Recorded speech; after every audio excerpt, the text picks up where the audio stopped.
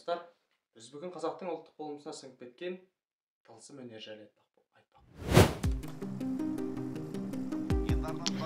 Қазақ ұғымында бақсы, әулие, емші, құмалақшы дейтін ұғымдар бар. Бірақ олардың мағынасын толық біле бермейміз. Оларға халық құдайдай сеніп барып жатады. Солардың қайсысы шын, қайсысы өтірік, олардың қалай жұмыс жасайтынын алда білетін боламыз. Бұл үшін алдымен бақсы ұғымын ашып алайық. Бақсы бұл кәдімгі шаман, бұл тәңіршілдікпен тікелей байланысты.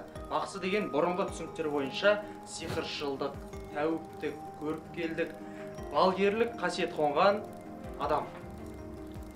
Ал әулие болса, олардан сәл басқалау болады. Аңыздарға сүйенсек, жындардан армиясы болған бағаналы Қойлыбай, немесе қасиет қонған Әмірхан, Кәтен әулие, Шәді, Мәшһүр Жүсіп, барлығы ел сеніміне енген, өзінің ғажайып оқиғаларымен есте қалған әулиелер болған. Олардың бақсылықтан айырмашылығы, әулиелер бұл қасиетін саудаламаған деседі.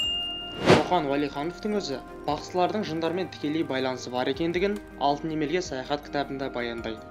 Жаңағы ататылған әулиелердің барлығы халықтың есінде қалған, яғни олар өз-өздерін мойындата білген, бірақ ол уақытта да неше түрлі жындар болған. Енді сұрақ туындайды. Тылсым әлем қай жерге дейін тылсым және қаншалықты тылсым? Бұның жауабы екеу. Оның біріншісі психологиялық, екіншісі жындар мәселесі. Алдымен жындар мәселесіне тоқталайық. Кез келген ғайыпты білем деушінің жындармен байланысы бар. Олар жынын шақыру үшін би билейді, яғни трансқа түседі ғой. Ол үшін барабанын ұрады, би билейді, неше түрлі сөздер айтады. Бірақ ол ритуалдардың барлығы жай көркемдеуіш құрал ғана. Жын оларға былайық та келеді. Тек халық сену үшін жаңағы би неше түрлі сөздерді қолданады. Біреулері Құранның сөзін өзгертіп айтса, енді бірі жер аналап қошқаратылады. Бақсылардың мақсаты адамды шошыту, яғни сендіру ғана. Бұл жерде олардың қан бүркігені, су бүркегені, қанмен ұрғаны, жерге домалағаны, жұмыртқа жаққаны, барлығы жай эффект ғана. Одан халық шок алады, сөйтіп ода сезім пайда болады. Ал ол сезім, достар, сенім деп аталады.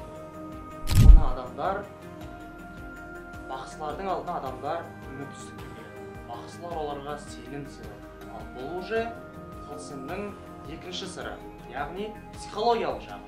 Бақсының или балгердің алдына барған кезде ол сіз жайлы көп нәрсе айтып береді. Оның айтқан нәрселері нақты болмаған күннің өзінде де жалпылама әйтеуір келеді сол. Мысалы, мен қазір сіз жайлы айтып беремін.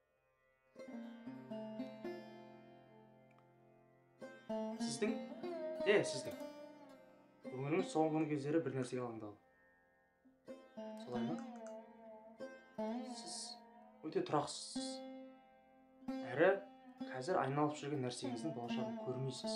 Кейде достарыңыздан қатты жалығасыз, кейде оларға қажетсіңіз.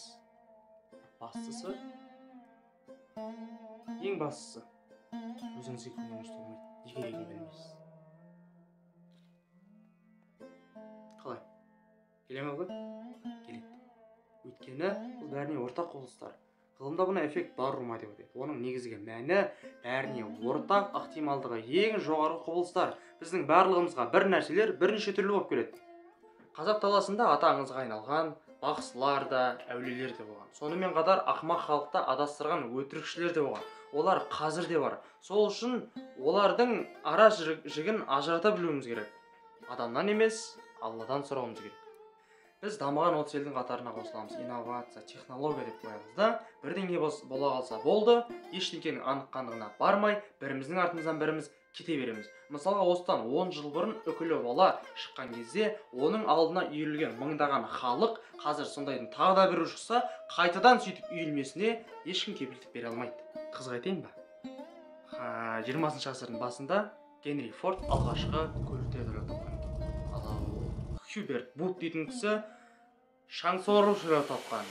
Ағайынды райттар газбен жүретін самолеттер шығара бастаған екен. Ол уақытта біздің қазақтар қобызбен адам емдеп жүрген.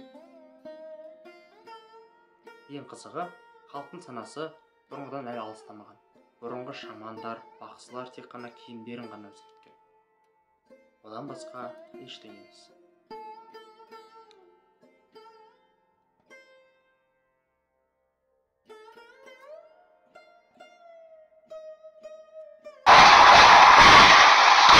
Oh,